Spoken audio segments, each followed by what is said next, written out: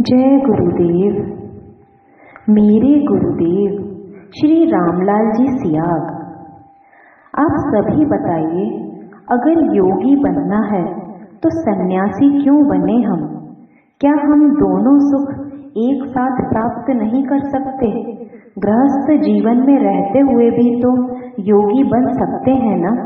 मेरे गुरुदेव कहते हैं कि योग का अर्थ है आत्मा का परमात्मा से मिलन होना, आत्म साक्षात्कार होना, दिव्य प्रकाश का दर्शन होना, बाहर भीतर का भेद मिट जाना।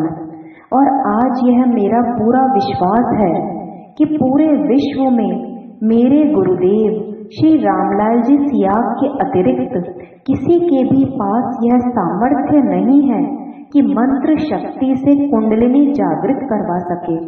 मेरे गुरुदेव बिल्कुल निस्वार्थ व निःशुल्क मंत्र दीक्षा कार्यक्रम अपने गुरु नाथ संप्रदाय के महायोगी श्री श्री गंगाई नाथ जी के आदेश पर वर्षों से करते आए हैं। जब भी गुरुदेव मंत्र दीक्षा के लिए अपनी गद्दी पर विराजते, सदैव यह कहते कि आप जिस काम के लिए यहाँ पधारे हैं उसकी थोड़ी दार्शनिक व्याख्या कर दूं। मेरे कहने का अर्थ है हर बात स्पष्ट, कोई छल नहीं, कोई कपट नहीं। मेरे गुरुदेव कहते हैं कि जो मुझ में है वही तुम में है, हमारे में कोई भेद नहीं है। बस मेरा अंतरकोश चेतन हो गया है और तुम्हारा इस शक्तिपात मंत्र से होने वाला है। गुरुदेव कहते हैं कि कोई गुरु किसी को कुछ देता लेता नहीं है। आप जन्म से ही पूर्ण हो, कोई कमी नहीं है। सिर्फ अंतर को, अपनी कुंडलिनी शक्ति को ही तो जगाना बाकी है। अपने गुरु के प्रति सद्भाव रखो। गुरु सिर्फ समर्पण का ही तो भूखा होता है और कुछ नहीं चाहिए एक सच्चे गुरु को। जब भी गुरु से प्रार्थना करो तो विनम्र होकर झुककर करो। गुरु अपना सब कुछ न्यौछावर कर देते हैं।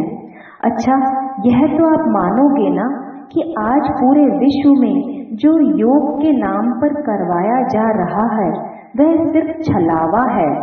उसे हम कसरत कहें तो गलत नहीं होगा। आज कई गुरु प्राणायाम करवा रहे हैं। सोचिए, प्राणों के आयाम।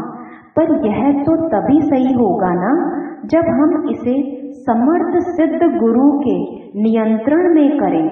गुरुदेव बताते हैं कि कई लोग हठ योग से भी कुंडलिनी शक्ति को जागरण करने का प्रयास करते हैं।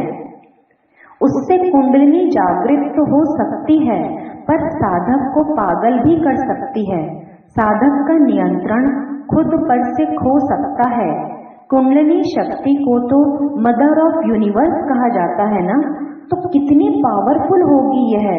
मेरे गुरुदेव जिन्हें माँ गायत्री व श्री कृष्ण अर्थात निर्गुण व सगुण दोनों ही की सिद्धि प्राप्त है, और यह बात तो स्वयं महर्षि अरविंद ने कही है कि जिस भी मनुष्य को यह दोनों सिद्धियां एक ही जीवन में प्राप्त हो जाएगी वही होगी परम सत्ता, जो कि विश्व के कल्याण के लिए धरती पर अवतरित होगी।